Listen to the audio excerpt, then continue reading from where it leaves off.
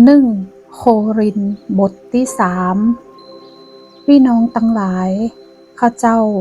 บ่อาจจะอู้กับท่านเหมือนอู้กับคนที่อยู่ฝ่ายจิตวิญญาณแล้วได้แต่ต้องอู้กับเหมือนคนที่อยู่ฝ่ายเนื้อหนังเหมือนกับท่านเป็นละอ่อนน้อยในพระคริสต์ข้าเจ้าเลี้ยงท่านด้วยน้ำนมบ่ใช่ด้วยอาหารแข็งย้อนว่าเมื่อก่อนนั้นท่านยังบ่สามารถรับและถึงบัดเดี๋ยวนี้ท่านก็ยังบ่สามารถด้วยว่าท่านยังอยู่ฝ่ายเนื้อหนังย้อนว่าเมื่อท่านยังอิจฉากันโต้เถียงกันและแตกแยกกันท่านบ่ได้อยู่ฝ่ายเนื้อหนังกะและบ่ได้ดำเนินตามมนุษย์สามัญกะย้อนว่าเมื่อคนหนึ่งอู้ว่าข้าเจ้าเป็นศิษย์ของเปาโลและแห่งคนก็อู้ว่าข้าเจ้าเป็นศิษย์ของอปอลโลท่านทั้งสองบ่ได้อยู่ฝ่ายเนื้อหนังกะเปาโลคือผู้ใดอปอลโลคือผู้ใดเขาเป็นผู้รับใช้มาแจ้งให้กับท่านทั้งหลายเชื่อตามซึ่งพระองค์พระผู้เป็นเจ้าได้ทรงโปรดประทานแก่ผู้คน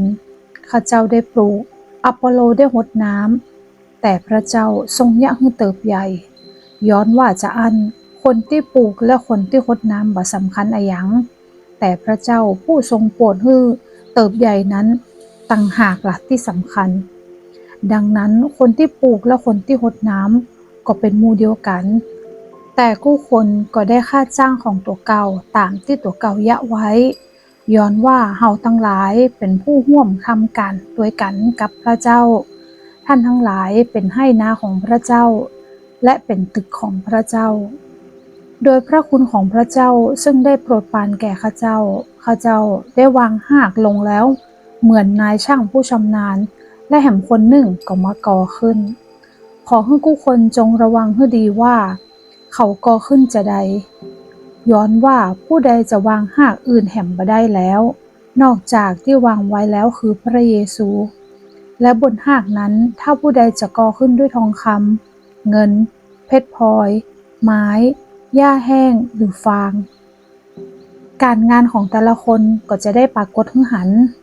ย้อนว่าเวลานั้นจะได้หันได้ชัดเจนย้อนว่าจะได้หันด้วยไฟนั้นจะพิสูจน์ให้หันการงานของแต่ละคนว่าเป็นจะใดถ้าการงานของผู้ใดที่ก่อขึ้นอดทนอยู่ได้ผู้นั้นก็จะได้ค่าตอบแทนถ้าการงานของผู้ใดถูกเผาไหม้ไปผู้นั้นก็จะขาดค่าตอบแทนแต่ตัวเขาเองจะรอดแต่เหมือนดังรอดจากไฟท่านทั้งหลายบ่ฮู้กะว่าท่านเป็นวิหารของพระเจ้าและพระวิหารของพระเจ้าสถิตอยู่ในท่าน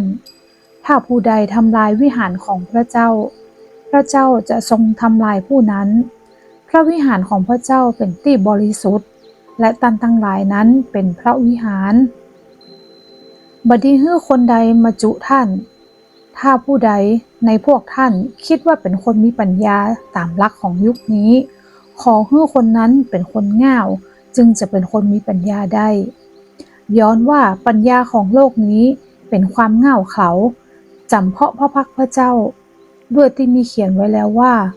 พระองค์ทรงจับคนที่มีปัญญาด้วยอุบายของเขาและยังมีแห่งว่าพระองค์ผู้ทรงหูความคิดของคนมีปัญญาว่าเป็นเพียงแต่ไร้สาระเหตุจะอันบ่ได้ฮื้อผู้ใดยกมนุษย์ขึ้นอวดด้วยว่าสิ่งสารพัดนั้นเป็นของท่านทั้งหลายจะเป็นเปาโลอะปอลโลเคฟาสโลกชีวิตความตายสิ่งในปัจจุบันนี้หรือสิ่งในอนาคต